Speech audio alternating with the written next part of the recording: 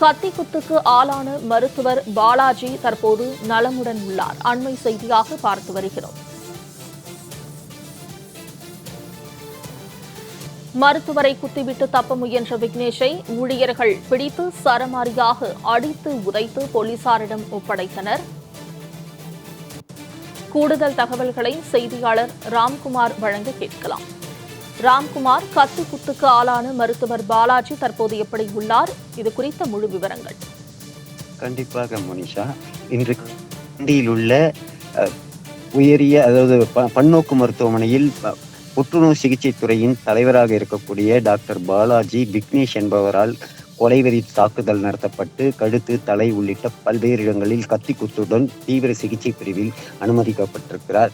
தமிழகத்தை பொறுத்தவரை அரசு மருத்துவமனைகளில் மருத்துவர்கள் மற்றும் அதை துறை சார்ந்த ஊழியர்களுக்கு உரிய பாதுகாப்பு இந்த விளம்பர திமுக ஆட்சியில் வழங்கப்படுவதில்லை. தமிழகம் முழுவதும் அனைத்து இடங்களிலும் சிகிச்சைக்காக வரக்கூடிய நோயாளிகளின் உறவினர்களால் தொடர்ந்து தாக்கப்பட்டு வருகிறாள். இந்த திமுக அரசு அவர்களுக்கு உரிய பாதுகாப்பு வழங்கப்படவில்லை. பல மாதங்களாக மருத்துவர்களுக்கு பாதுகாப்பு வழங்க கோரி 13 அம்ச கோரிக்கைகளை வலியுறுத்தி இருக்கிறார்கள். ஆனால் இந்த விளம்பர திமுக அரசு கண்டுகொள்ளவில்லை. இதன் காரணமாகவே இன்று காலை 10:30 மணி அளவில் கிண்டியில் உள்ள கருணாநிதி நூற்றாண்டு நினைவு மருத்துவமனையில் இந்த தாக்குதல் சம்பவம் நடந்திருக்கிறது. பெருங்கலத்தூரில் உள்ள விக்னேஷ் என்பவர் அவருடைய தாயாரான பிரேமா என்பவரை கடந்த 1 மாதமாக இங்கு சிகிச்சைக்காக அனுமதிக்கப்பட்டிருக்கிறார். அவருக்கு புற்றுநோய் பாதிப்பு ஏற்பட்டிருக்கிறது.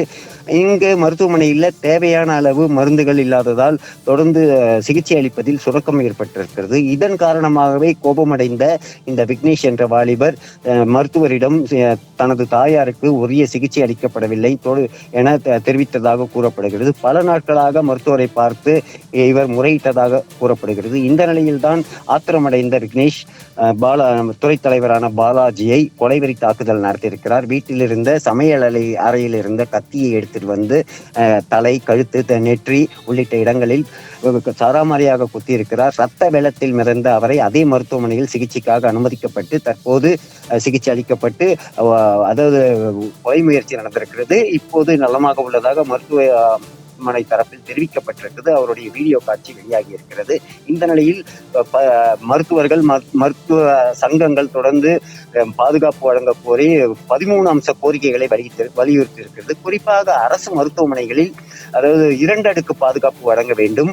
அதே போல நோயாளிகளை அழைத்து வரும் அட்டெண்டர்கள் என சொல்லக்கூடிய உதவியாளர்கள் ஒருவரை மட்டும் அனுப்ப வேண்டும். அதே போல மெட்டல் டிடெக்டர் கருவியை கொண்டு நோயாளிகள் மற்றும் உதவியாளர்களை சோதிக்க வேண்டும் உள்ளிட்ட 13 அம்ச கோரிக்கைகளை வலியுறுத்தி இருக்கிறார்கள். குறிப்பாக தமிழகத்தில் உள்ள அனைத்து மருத்துவமனைகளிலும் காலி பணியிடங்களை நிரப்ப வேண்டும். துறை சார்ந்த மருத்துவர்கள் அனைவரையும் நியமிக்க வேண்டும். 3 1 பங்குதான் அரசு மருத்துவர்கள் தற்போது பணியில் இருக்கிறார்கள். சுமார் 80,000 மருத்துவர்கள் இருக்கக்கூடிய இடத்தில் 23,000 மருத்துவர்களே பணியமர்த்தி இருக்கிறார்கள். பல காலி பணியிடங்கள் நிரப்பப்படாமல் இருக்கு என குற்றம் சாட்டியிருக்கிறார்கள். இதனை வலியுறுத்தி தான் தற்போது தமிழகம் முழுவதும் அனைத்து மருத்துவமனைகளிலும் போராட்டம் என்பது நடைபெற்று வருகிறது. குறிப்பாக இந்த கிண்டி மருத்துவமனையில் பணிபுரியக்கூடிய அனைத்து மருத்துவர்களும் தொடர்ந்து மருத்துவமனை வளாகத்தில் அமர்ந்து போராட்டத்தில் ஈடுபட்டிருக்கிறார்கள். குறிப்பாக இந்த சைதாப்பேட்டை கிண்டியை பொறுத்த வரைக்கும் மக்கள் நல்வாழ்வுத்துறை அமைச்சர் தொகுதி, சொந்த தொகுதி. இந்த தொகுதி அவருடைய வீடு அருகில் இருக்கக்கூடிய இந்த மருத்துவமனைகளில் இந்த மாதிரி நிலைமை என்றால் தமிழகம் முழுவதும் அனைத்து மருத்துவமனைகளிலும் மருத்துவர்களுக்கு பாதுகாப்பற்ற சூழலை நிலவி வருகிறது. இந்த நிலையில தற்போது போராட்டம் என்பது தொடர்ந்து நடைபெற்று வருகிறது.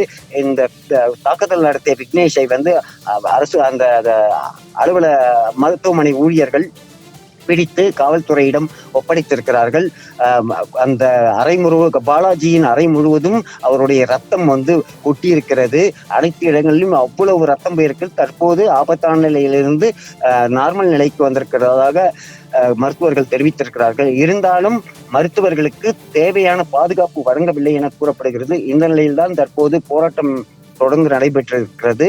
அனைத்து மருத்துவர்கள் சங்கங்கள் அனைத்தும் விளம்பர திமுக அரசை கண்டித்திருக்கிறது. பல முறை கோரிக்கை வைத்தும் பாதுகாப்பு வழங்கப்படவில்லை. தொடர்ந்து மருத்துவர்களுக்கு பாதுகாப்பற்ற சூழல் நிலவுகிறது. இதன் காரணமாகவே நோயாளிகளுக்கு சிகிச்சை அளிப்பதில் சுணக்கம் ஏற்பட்டிருக்கிறது என்ற குற்றச்சாட்டை கூறி வருகிறார்கள். தற்போது கிண்டி காவல் நிலையத்தில் விக்னேஷ் விசாரணை நடத்தி வருகிறார்கள். மேலும் இது போன்ற சம்பவங்களை தடுக்க நடவடிக்கை எடுக்க வேண்டும் என கூறி வருகிறார்கள்.